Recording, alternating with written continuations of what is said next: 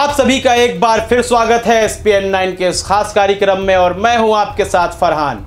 भारत में एक बात बहुत मशहूर है कि भेड़ चाल सब चलने लगते हैं, कोई एक जैसा करता है सारे उसके पीछे जाने लगते हैं। शायद यहाँ की सरकारें भी ऐसा ही सोचती हैं। जब कोरोना महामारी फैली तो लॉकडाउन लगाया जाने लगा। भले ही तमाम बड़े बड़े देशों ने लॉकडाउन लगाया, लेकिन अमेरिका ने भी संपूर्ण लॉकडाउन बाद में किया है, पहले नहीं किया था, बाद में किया है।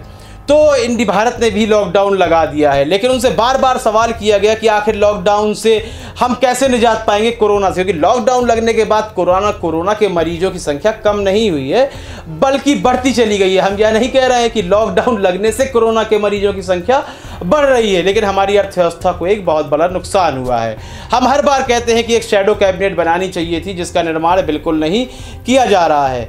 हम मौजूदा समय में बात कर रहे हैं एक ऐसे देश की जिसने लॉकडाउन नहीं लगाया और वहां कोरोना के मरीजों की संख्या में भी इजाफा नहीं हुआ। हम बात कर रहे हैं स्वीडन की।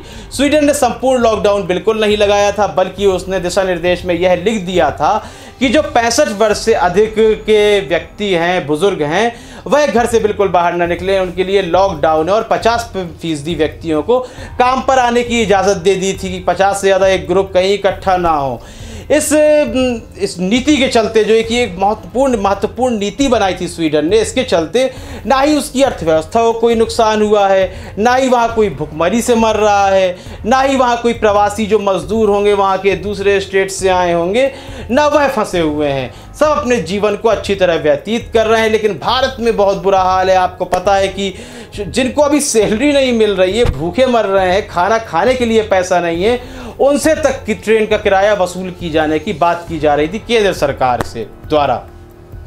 तो हम बात कर रहे थे भेड़ चाल की। हो सकता था कि भारत भी संपूर्ण लॉकडाउन ना करता, कुछ ऐसी नीतियां सामने आ सकती थी कि उन नीतियों के चलते अर्थव्यवस्था भी निचले पायदान पर ना जाती, गरीब मजदूर तबका भी बेहाल ना होता और कोरोना पर भी विजय पाई जाती। लेकिन आप कहेंगे ऐसी कौन सी नीति हो सकती है, तो यह हम नहीं बताएंगे। जो सरकार में है, जो सरकार चला रहा है, यह उसका कार्य है। हमारा कार्य है कि आपकी गलत नीति को उजागर करना, तो हम लगातार करते रहेंगे। कई बार ऐसे कार्यक्रमों में अंधभक्त गालियां बकते हैं, उनका अधिकार है, वह गाली बक सकते हैं क्योंकि वे अंधभक्त हैं। तो अंधभक्त की आप सबको परिभाषा पता ही है।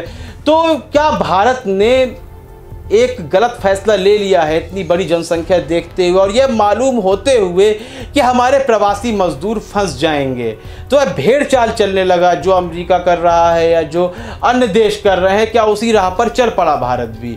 आपको क्या लगता है कि लॉकडाउन के जिस तरह स्वीडन ने लगाया है, उस तरह भारत ने भी लॉकडाउन लगाकर अर्थव्यवस्था चलाते हुए कोरोना पर विजय पाई जा सकती थी? इस संबंध में आपकी राय बहुत ही महत्वपूर्ण है। अपनी राय देना बिल्कुल भी ना भूलें। कार्यक्रम को लाइक करें, ज़्यादा से ज़्यादा शेयर करें और चैनल को सब्सक्राइब अवश्य कर दें। तब तक के लिए इजाज़त दीजिए। धन्यवाद।